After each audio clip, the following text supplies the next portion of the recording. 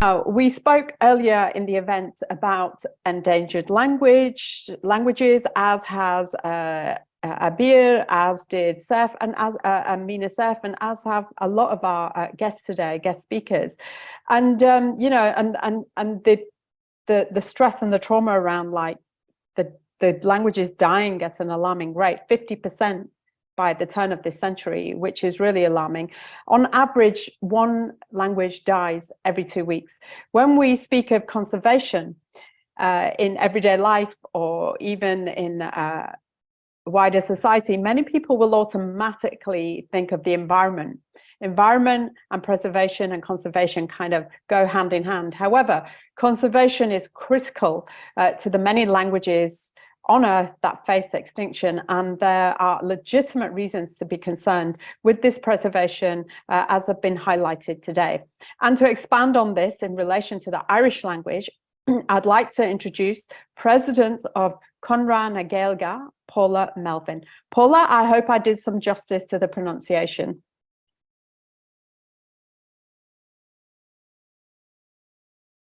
If we could unmute Paula. I'm very impressed with your Irish language, Gurmila Mahagut, and I'm absolutely delighted to have the opportunity to contribute today on this incredibly special day. If I may, as explained, my name is Paula Melvin. I have the honour of being the current president of Conradh na Gaeilge. The first official language of Ireland is Gaeilge, or the Irish language as we refer to it in English. This year is an incredibly special year for us in Conradh na Gaeilge, as we are currently celebrating our 130th birthday. So very special year for us this year indeed. So I'm going to divide my presentation into two halves. Firstly, about the revival of the Irish language that's basically occurred for the past 130 years since the foundation of Conradh na Gaeilge.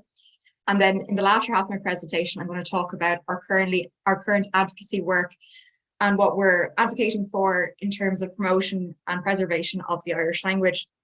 Now, although our organisation was established 130 years ago this July, we were not the first Irish language organisation established. However, we are the oldest Irish language organisation that's still in existence. And we are the democratic forum for the Irish language. We have 200 branches worldwide from Hamburg to Hong Kong who promote the Irish language in a voluntary capacity. We also have numerous individual members worldwide. Obviously, we have a big diaspora around the world. Irish is also one of the 10 oldest languages that are still in existence and still spoken today. I'm sure many of you are familiar with the famine, or one of the key events in Irish history. So if you look at the graph in front of us here, if you look at the green line, the population of Ireland grew and reached over 2 million before the famine in the 1840s. Obviously, the potato crop failed, which the majority of the poor people in Ireland, who are the primarily Irish speakers in mainly the west of Ireland and the south of Ireland, when the potato crop failed, that decimated the population. People starved. 2 million people either died of famine or of famine-related diseases, and 2 million others were forced to leave. So the majority of them went to the United States, Argentina, and Australia and other places. Of course, the amount of food produced in Ireland during this period actually increased. So it was a genocide. But obviously, the population of Ireland has fallen since that famine has not recovered. In fact, I believe we're the only population in Europe that has a lower population today than we did in the 1800s. Now, if you look at the orange line, that is the amount of Irish speakers. So the amount of Irish speakers definitely fell dramatically after the famine, and the majority of people, or a large percentage of the people who left Ireland, were forced to leave Ireland, were Irish speakers. So the number of Irish speakers definitely declined after the famine. And then the blue line is the population of Europe. So Ireland was definitely the outlier there, although I do appreciate there was many famines and genocides in many other places. Ireland was particularly hardly hit. It's a pet hate of mine when people say Irish is a minority language. It is a minoritized language. So there's commonly accepted reasons for the decline in the number of Irish speakers. Like Dylan described earlier on in terms of Wales, There were Anglicisation policies, statutes against the use of Irish in legal and political forms, lack of support from the Catholic Church in the post-penal law era, non-use of vernacular and religious texts, lack of space for Irish in national school systems in early to mid-19th century, accelerating effects of the famine. Towards the right there's a map of Ireland. We have 32 counties, 6 of whom you may be aware are part of the United Kingdom. The areas in red are areas where Irish was commonly spoken. In 7 of our 32 counties in Ireland, we have Gaeltacht regions, which are regions in which Irish still remains the main spoken language.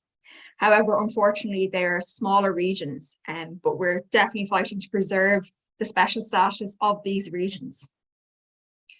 In terms of history, the gentleman on our screen here is Douglas Hyde. So obviously, after the famine, when Irish speakers were so harshly hit by the famine, by that genocide, it's actually amazing that just not that long after, in 1893, this gentleman, Douglas Hyde, Owen MacNeil and their colleagues came together to establish an Irish language organisation that was then called the Gaeilge League.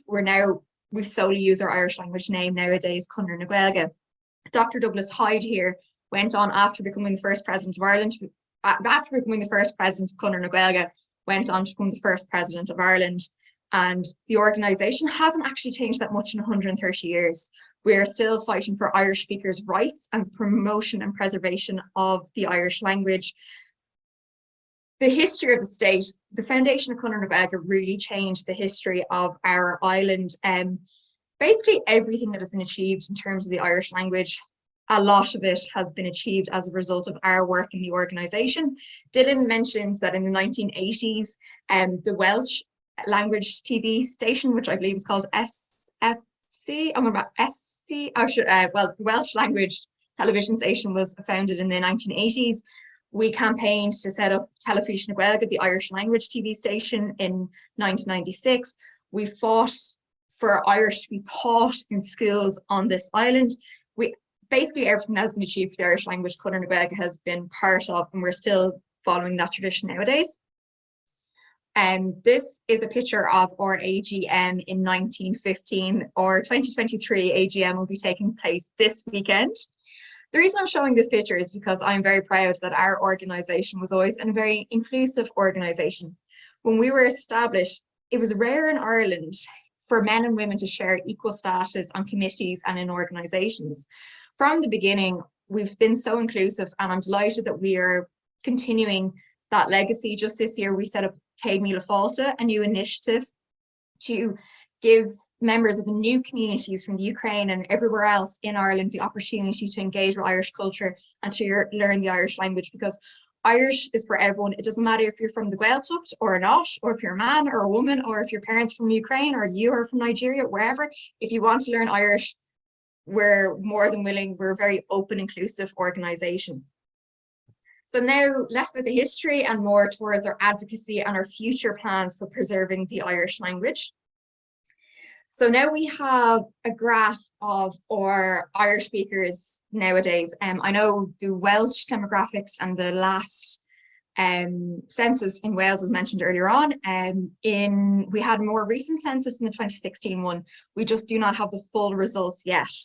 The last census result we have in the south of Ireland is from 2016.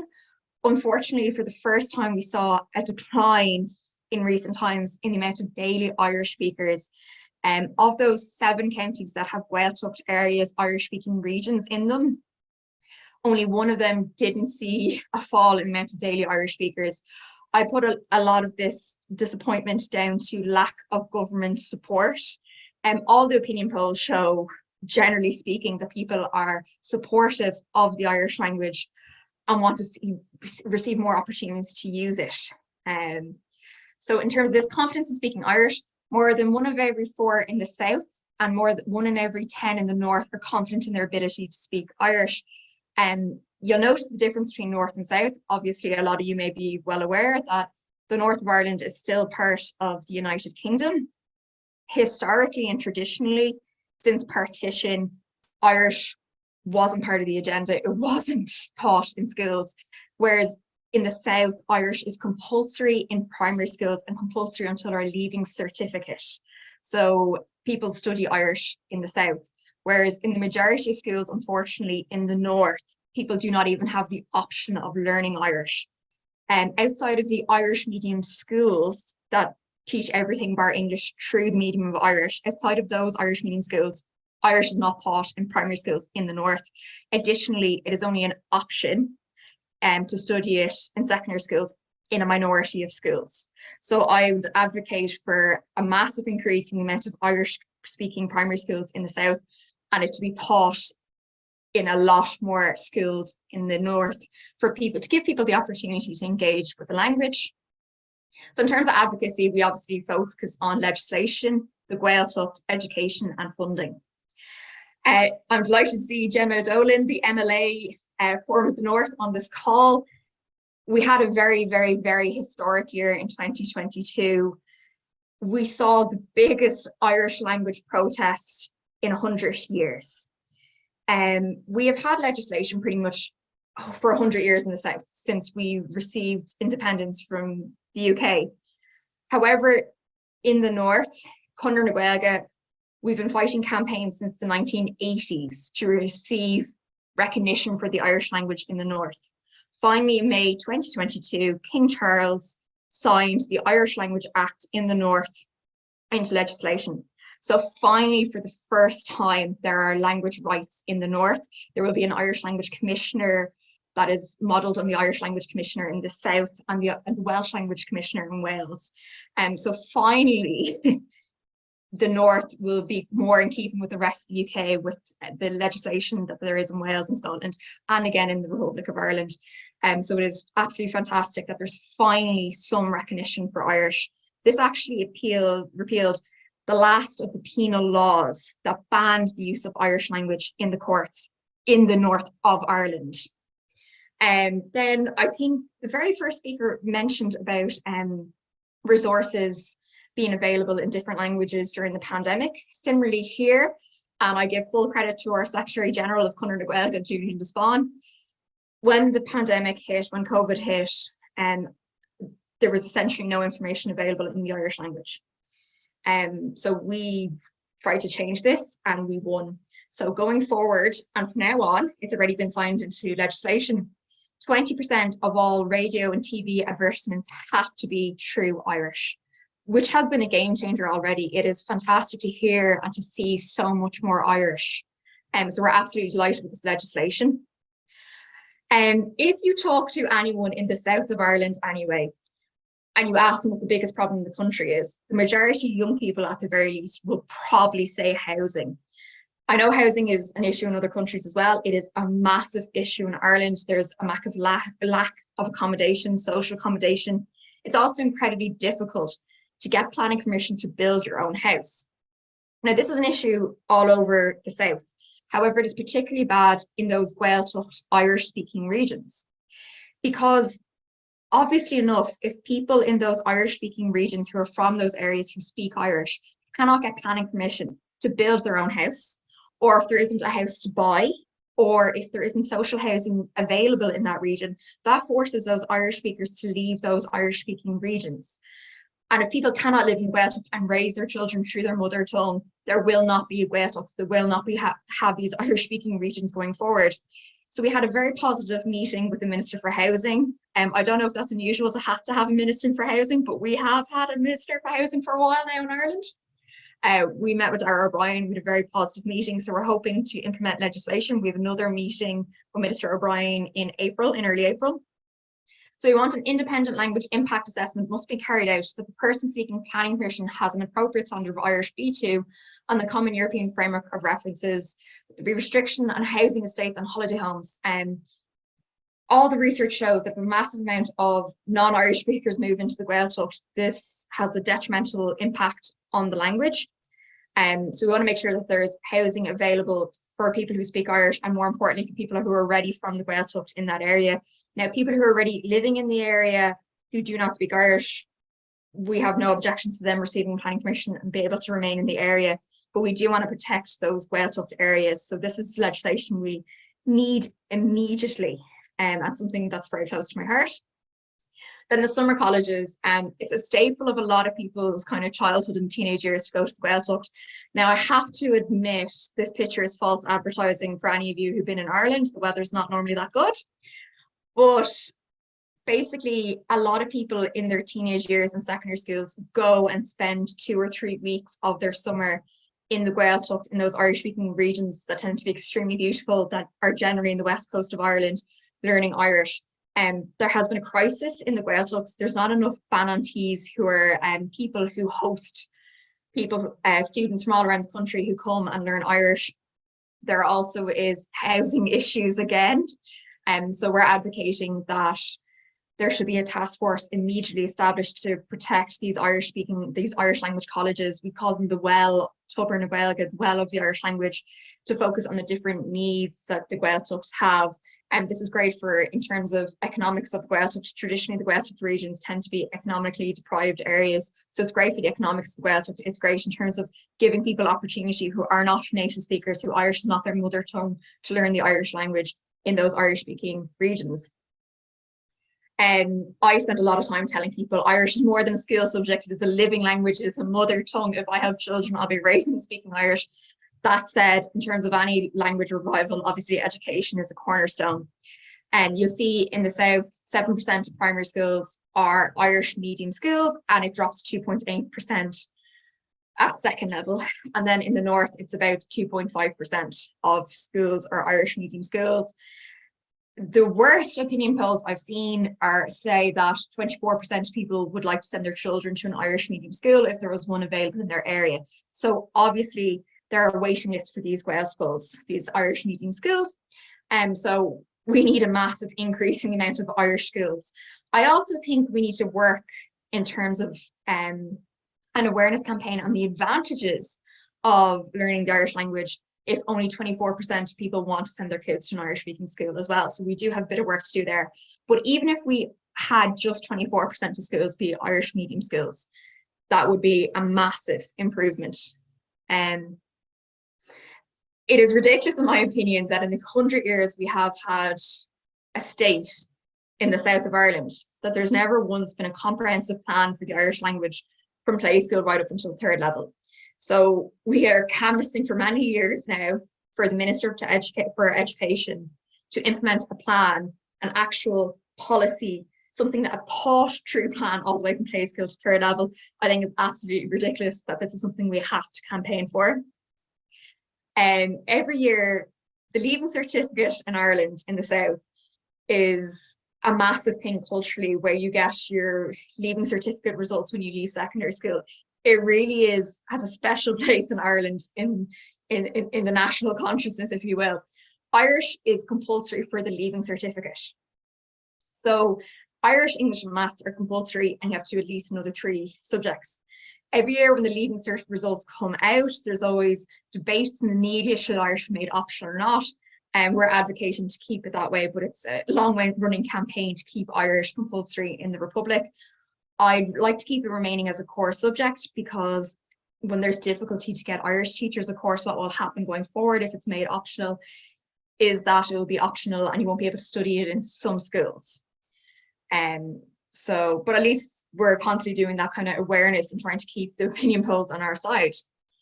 We need far more funding in terms of the Irish language. Just in terms of the percentage of funding that we receive is obviously very, very low. I am not here to attack any other sector whatsoever, but if you first na Gaeilge, the orange line there, they are essentially the bank of the Irish language, north and south. The government in Stormont in the north and the government, the Dáil in the south, both put money into this fund to promote the Irish language and Ulster Scots. So if you see since 2003 and now, that orange line has remained steady. So inflation has obviously gone up, but the amount of language, the amount of money given to the Irish language has also remained steady. So it's essentially a cut. Whereas the blue line that has increased drastically is the Arts Council. I am not against funding for the arts, the total opposite, but this is just one example of how the Irish language does not get equality in terms of funding from the government. So this is where we like to see the funding go. I think the Welsh language TV station receives significantly more funding from the Welsh government, the Irish language TV station in Ireland does. For any of you who were watching the BAFTAs last night, there was an Irish language movie on there as well, who was shortlisted, who will also be shortlisted for who are also shortlisted for the Oscars as well. We really do need to promote more, put more money in this sector, definitely. And that is all of my slides anyway. I also meant to mention, of course, of our nearly 200 branches worldwide, Mother Tongues is one of our branches, which is a social enterprise working to promote multilingualism and international dialogue in Ireland. So I'm sure you'd be very interested in their work as well. But I'd just like to reiterate, just thank you all for the opportunity to talk to you today about the Irish language. And it's been an absolute pleasure to listen to all your expertise. Paula, thank you so much too. And may I say, Sylheti language campaigners from Bangladesh and India, and those of other non-pervasive languages, campaigners for those as well. I've got a lot to learn and take away from what Conradh and Gaeilge are doing. It's just so impressive. And also, may I add that it's a great approach of inclusivity that you mentioned. You know, you're open to non-Irish speakers to learn the language. Thank you so much for sharing the history of the language. It was incredibly interesting, and for sharing with us your experiences, your advocacy work, and just generally the tremendous work that you're doing. It seems like you're really making strides. And just to wrap this up with you, congratulations on Conradh and Gaeilge's impending anniversary. Margaret, thank you. Pleasure. Now,